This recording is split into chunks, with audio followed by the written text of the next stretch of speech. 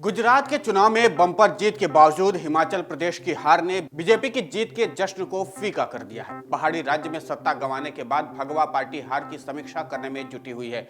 शुरुआती रिपोर्ट के मुताबिक संगठन में गुटबाजी की वजह से बीजेपी सत्ता से दूर रह गई। हमीरपुर समेत कई जिलों में पार्टी का खाता तक नहीं खुला। रिपोर्ट के मुताबिक चुनाव परिणाम आने के बाद अमित शाह ने राष्ट्रीय अध्यक्ष जेपी नड्डा और संगठन महासचिव बीएल संतोष के साथ हार को लेकर के चर्चा भी की। केंद्र में मजबूत सरकार होने के बावजूद राज्यों में आंतरिक गुटबाजी ने पार्टी हाईकमान की टेंशन अब बढ़ा दी है। बीजेपी समय रहते अगर पार्टी गुटबाजी को नहीं रोक पाती है तो अगले साल कई चुनाव में पार्टी को शिकस्त का सामना करना पड़ सकता है। आइए आज जानते हैं कि किन किन राज्यों में पार्टी के भीतर गुटबाजी हावी है और उसकी वजह से बीजेपी को हार का सामना करना पड़ सकता है। 2018 में सत्ता गंवाने के बाद से बीजेपी राजस्थान में गुटबाजी लगातार जारी है। पूर्व सीएम वसुंधरा राजे और केंद्रीय मंत्री गजेंद्र सिंह शेखावत के बीच अब भी अदावतें की खबरें लगातार आती हैं। प्रदेश अध्यक्ष सतीश पूनिया के खिलाफ भी वसुंधरा गुट लगातार मोर्चा खोले हुए रहता है। जुलाई 2021 में शेखावत पूनिया के खिलाफ बयान देने की वजह से बीजेपी ने वसुंधरा के करीबी और पूर्व मंत्री रोहिताश शर्मा को पार्टी से निकाल दिया था। हालांकि गतिरोध तब भी नहीं रुका। इसी साल राज्यसभा चुनाव में वसुंधरा के करीबी विधायक शोभा रानी ने पार्टी के खिलाफ जाकर के क्रॉस वोटिंग कर दिया। वसुंधरा राजस्थान की 2 बार की सीएम रह चुकी हैं। जनता के बीच उनकी अच्छी पकड़ मानी जाती है। वसुंधरा के बेटे दुष्यंत अभी भी झालवाड़ से सांसद हैं। राजस्थान में चुनाव के अब 1 साल ही बचे हुए हैं और उससे भी कम का समय बचा हुआ। ऐसे में अब वहां गुटबाजी जारी रही तो पार्टी को भारी नुकसान उठाना पड़ सकता है। राजस्थान की तरह ही कर्नाटक में भी पार्टी के भीतर गुटबाजी चरम पर है। यहां पर पूर्व सीएम येदियुरप्पा और वर्तमान सीएम बीएस बोम्मई गुट आमने सामने है। ऑपरेशन लोटस के तहत 2019 में सरकार बनाने के बाद बीजेपी ने येदियुरप्पा को सीएम बनाया था। जुलाई 2021 में पार्टी ने येदियुरप्पा को हटा करके बीएस बोम्मई को राज्य का नया सीएम बनवाया। इसके बाद से ही येदियुरप्पा गुट हाईकमान और सीएम के खिलाफ मोर्चा खोले हुए है।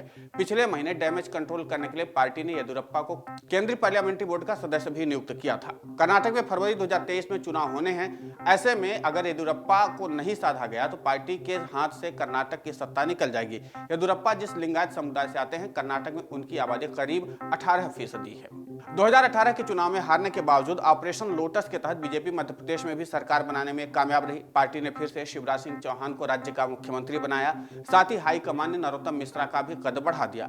नरोत्तम के कद बढ़ने के साथ ही शिवराज के खेमे को कुर्सी जाने का डर सताने लगा। इसके बाद से ही एमपी में दोनों गुट एक दूसरे के खिलाफ हैं। अंदरूनी तौर पर हमलावर भी हैं। मई में सीएम हाउस में एक कार्यक्रम के दौरान नरोत्तम को जब बोलने का मौका नहीं मिला तो उन्होंने मंच छोड़ दिया। नरोत्तम शिवराज गुट के अलावा कांग्रेस से आए सिंधिया गुट भी पार्टी के भीतर हावी है। टिकट से लेकर के पोर्टफोलियो बंटवारे तक में सिंधिया गुट की सक्रियता कई बार पार्टी के लिए परेशानी खड़ी करती रही है। एमपी में भी चुनाव के 1 साल से कम का वक्त बचा हुआ है। ऐसे में अगर वहां गुटबाजी जारी रही तो पार्टी को भारी नुकसान उठाना पड़ सकता है। वहीं पश्चिम बंगाल में पांव जमाने में जुटी बीजेपी को वहां भी गुटबाजी का सामना करना पड़ रहा है। पूर्व अध्यक्ष दिलीप घोष और वर्तमान प्रदेश अध्यक्ष सुकांत मजुमदार गुट आमने सामने हैं। दोनों गुटों की लड़ाई को देखते हुए बीजेपी हाईकमान ने मार्च 2022 में लेटर जारी किया था, जिसमें दिलीप घोष को सार्वजनिक तौर पर बयान नहीं देने के लिए कहा गया था। 2019 के लोकसभा चुनाव में बीजेपी ने बंगाल में 18 सीटों पर जीत दर्ज की थी। 2021 के विधानसभा चुनाव में भी पार्टी ने ममता को कड़ी टक्कर देते हुए 73 सीटों पर जीत दर्ज की थी, लेकिन 15 महीने में ही 7 विधायक अब तक पार्टी छोड़ चुके हैं। 2018 में भी बीजेपी को करारी हार का सामना छत्तीसगढ़ में भी करना पड़ सकता है और पार्टी ने संगठन को फिर से मजबूत करने के लिए कई नए प्रयोग भी किए, लेकिन गुटबाजी की वजह से सब फेल हो गया। यहां पूर्व सीएम रमन सिंह और पूर्व नेता प्रतिपक्ष धर्मलाल कौशिक, पूर्व अध्यक्ष विष्णुदेव साय गुट सक्रिय है। गुटबाजी को देखते हुए बीजेपी ने इस साल की शुरुआत में छत्तीसगढ़ में बड़ी सर्जरी की थी। प्रदेश प्रभारी से लेकर के अध्यक्ष और नेता प्रतिपक्ष तक को हटाया गया था, लेकिन पार्टी के परफॉर्मेंस पर इसका असर नहीं दिख रहा है। छत्तीसगढ़ में भी अगले साल चुनाव होने हैं। ऐसे में अगर पार्टी के भीतर गुटबाजी जारी रहती है तो भूपेश बघेल को टक्कर देना मुश्किल हो जाएगा। 2023 में कर्नाटक, मध्य प्रदेश, राजस्थान, छत्तीसगढ़ और विधानसभा का चुनाव होना है। इनमें कर्नाटक और मध्य प्रदेश में बीजेपी की सरकार अभी भी है, जबकि छत्तीसगढ़ और राजस्थान में पार्टी विपक्ष की भूमिका में है। मिशन 2024 में जुटी बीजेपी के लिए जहां 2 राज्यों में सरकार बचाने की चुनौती है, वहीं 2 राज्यों में चुनाव में जीत दर्ज करने की भी चुनौती है। जिन 5 राज्यों में बीजेपी के भीतर गुटबाजी सबसे ज्यादा हावी है, उन राज्यों में लोकसभा की कुल सीटें 135 है। 2019 के चुनाव में बीजेपी ने 135 में से 97 सीटों पर दर्ज की थी। राजस्थान, कर्नाटक और मध्य प्रदेश में पार्टी की एकतरफा जीत हुई थी। 5 राज्यों के अलावा भी कई राज्यों में बीजेपी के भीतर गुटबाजी चरम पर है, लेकिन दिल्ली यानी हाईकमान के डर से नेता खामोश हैं।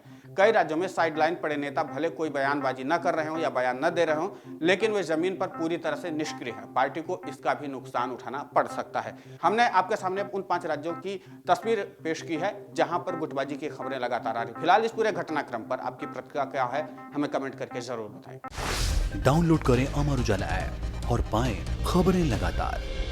अगर आप ये वीडियो YouTube पर देख रहे हैं तो हमारे चैनल को सब्सक्राइब करें और बेल आइकन को दबाना ना भूलें। अगर आप Facebook पर ये वीडियो देख रहे हैं तो हमारे पेज को लाइक करें।